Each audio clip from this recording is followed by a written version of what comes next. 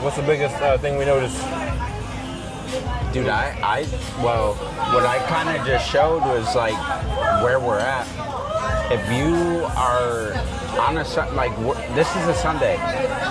If you are stuck behind a chair on a Sunday, slaving away doing haircuts, you are living in a prison. It is not the ideal situation. It's not at all. You are in a prison. Yeah. And I think you kind of talked about that yesterday, or a few days back, you know, like you said that you felt like you created this prison for yourself. Yeah, well, when I started the barber journey, it was the easiest way I knew how to make money. It's like I can exchange a haircut for dollars and get paid immediately. And then I enjoyed the idea, a delicious idea, as Abraham Hicks calls it, of getting paid $100 for a haircut. And how amazing that would be, like a $100 bill for an hour of your time. Until I realized that after a few years later, I got way past $100 a haircut and achieved what I was after. I got lost in the sauce. And instead of looking at my life like, you know, checking things off a bucket list, like things I always wanted to do, who I always wanted to become, I just found myself trying to charge more for haircuts and do as many haircuts in a day as I could. And there's nothing wrong with charging more for your haircuts, with making as much money as you can. To want and desire to make money, there's nothing wrong with that, you know? But what was wrong about it was when I started trading my quality of life every day for as much money as I can make, you know? And now we have a saying we hear all the time, man before the money. And right now I'm kind of in a place where I'm like, life experiences before the money. Like I'll actually trade money for a life experience, you know? Like places I want to travel. And so then that was the next step, was like, how can I align myself to that life? And cutting hair, I had to, at some point, face the fact that that career path was a chapter, you know, it wasn't the whole thing. And for a while I was treating it like the whole thing. So we're not here to like put you down for cutting hair all day, but I just want you to know that it's supposed to be a chapter. And simultaneously, you're working on yourself, you're working on not just your craft, but your brand, so that you can eventually do something with that brand, whether it's become a coach, a clothing line, a content creator, etc., right? But what would you say is the biggest thing you see people get stuck on? Well, that part, bro. That part. So like, everybody's purpose here on earth is to heal yourself, right? And then teach others to do the same. So what are most people healing when they start a barbering journey? They're healing a money problem. So your job as a barber, when you're like fulfilling those shoes, is to heal your money problems. Wow. So then you can then turn around and use the brand that you built, use the trust that you've built with people, and then help them. So I think the biggest thing that I see most commonly is like people getting trapped for too long in one single identity. So there comes a time where you're gonna have to be like, okay, like this barber identity is no longer serving me, it's no longer serving others, and I have to shift it to where, okay, I was helping myself before to fix this money problem. Now it's time for me to help other people fix their money problem through the vehicle of barbering. It's just a vehicle. Like you use it as a vehicle, and then you teach other people to use it as a vehicle as well. Yeah, I gave so much of my thoughts and energy and time, and even like my self-worth into like my barber journey. Yep.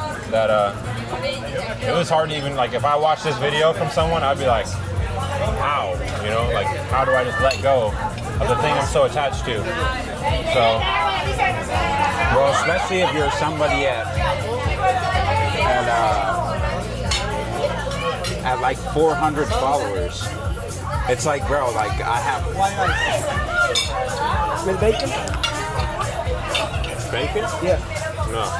Yeah. Oh, okay. Yeah. Thank you, bro. They said yeah. That's me. You could take this one though. Yeah. Wherever you like it. Thank you, man. Yeah, especially if like let's say somebody who's watching this has only 400 followers. They're like, bro, what are you talking about coaching? I got 400 followers and I'm still at $25 for a haircut, but that is the value of having a coach. Because you're like, look, bro, I already walked the path that you walked. So I'm seeing the moves you have to make like way in advance. So instead of having to go like think about this, what Joel did, it took him 6, 7 years, maybe 8 years, maybe a little more to do. It's like, dude, you could take somebody in a year and a half, collapse the time to where you're like, okay, bro, we're gonna build the brand, and then we're gonna move to coaching. Now you're like really building the life that you enjoy, but like, it's valuable to have somebody who's walked that path already and can see like, hey, bro, like this is what we're supposed to do with this vehicle that we have called barbering. Yeah, it would have been way faster too if I didn't have my ego. Oh my goodness. One regular? Those are mine. Regular for you?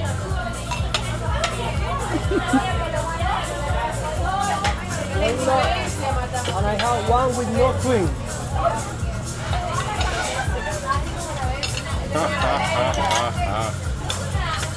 You can probably take the fruit. Thank you. I don't know. But yeah, I didn't have like a faith journey. I had like a surface level faith journey, and that actually did hold me back because the whole barber journey was driven by ego, trying to make money, which is fine. You can't, the worst thing to do is try to stop someone from wherever they're at on their journey and skipping steps. So I was just in a step of like, I need to make money, I need to prove people wrong, I gotta charge the most for a haircut, I gotta make 20K a month, I gotta do all these things as a barber. But if somebody told me not to do that, I'd be like, bro, you don't understand, this is so important to me.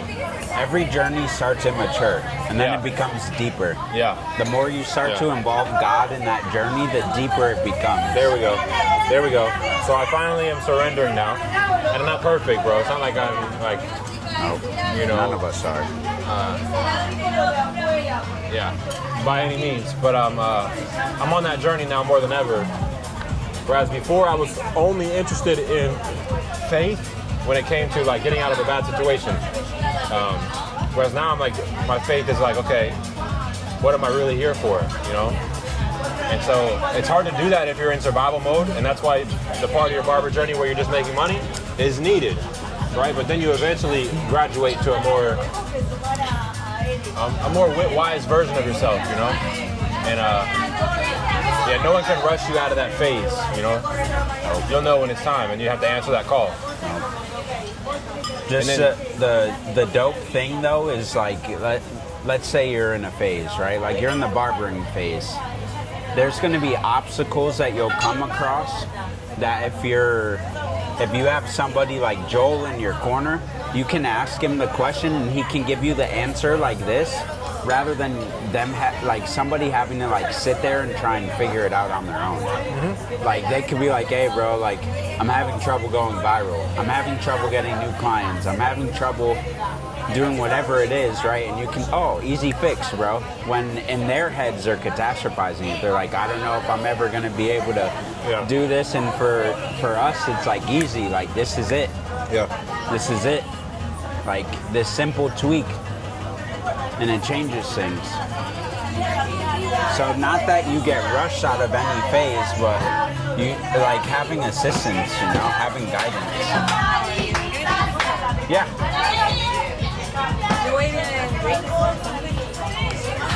No.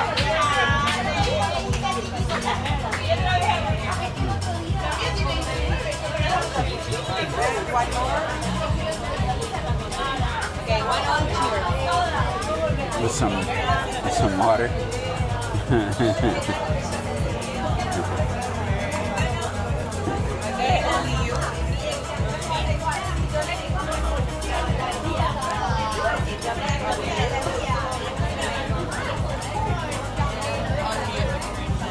Just want to take a drink.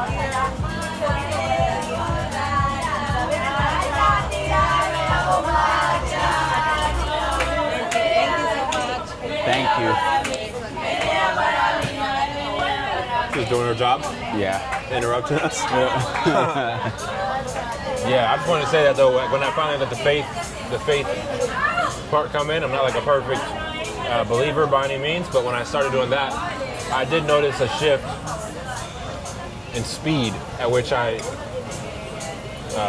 felt, every day. I'm not like, it's like it comes in waves. Some days I'll be chasing, and then I'll have to remember to surrender.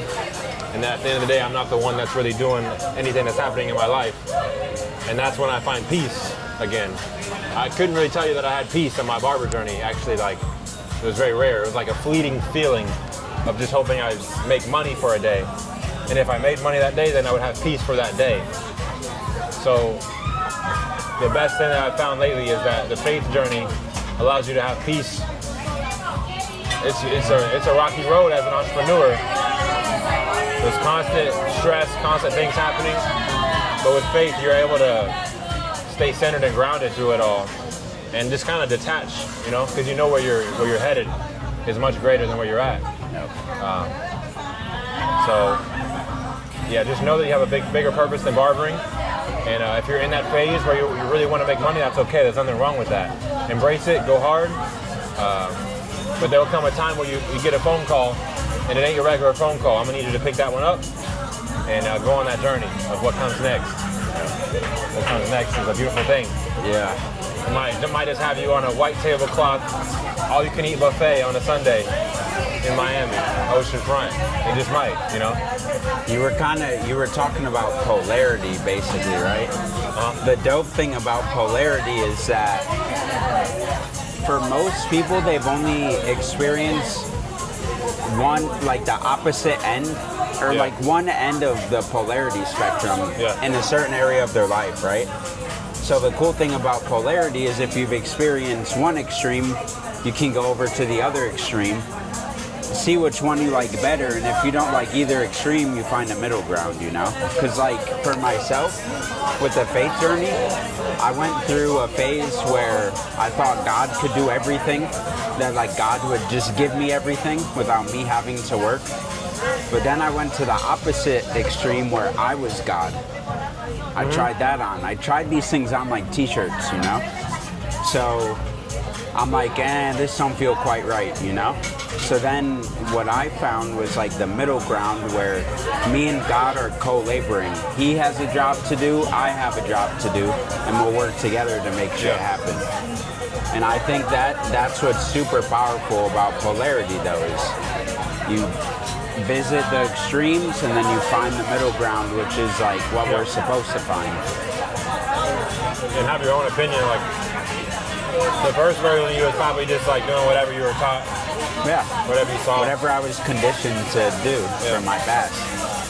This is how you earn money. Most of us, like as kids, we get taught how our money should be made, Like most of us think, we gotta go to school, we gotta get this education, we gotta become a doctor to make money, play sports to make money, but it's like, no, you don't. And there's like other ways to do it, like a lot of other ways to do it, where you don't need to go to school for 6 years, 8 years, 10 years to be able to earn a lot. Like, look at what Joel's doing. He's now coaching barber coaches, and he's making more than most doctors make. He's making more than most lawyers make. Like, so a lot of what we were taught is kids is like very, not necessarily wrong, but it's not the only way to money. And it takes developing your own opinions to figure that out. Like observing, observing what people are doing. Because it's so easy to just, oh yeah, I'm gonna, like my dad's a truck driver. It would be so easy for me to just be like, oh yeah, I'll be a truck driver the rest of my life. And like for myself, when I see my dad driving a truck, I'm like, dude, you have a purpose, dog. Like, you got something that God was calling you to do at one point. Pick up the phone. And every time he called, you said, like, you flipped him the bird, basically. Fuck you, I'll do what I want, And I think that both of us came to that understanding that if we kept doing that, yeah. I attempted suicide twice. Like, I was gonna go back down that road again of like no fulfillment and then not wanting to live anymore. So pick up that phone. yeah, pick up the phone call. It's coming at some point. How would you rate this so far, Denise? Let's go.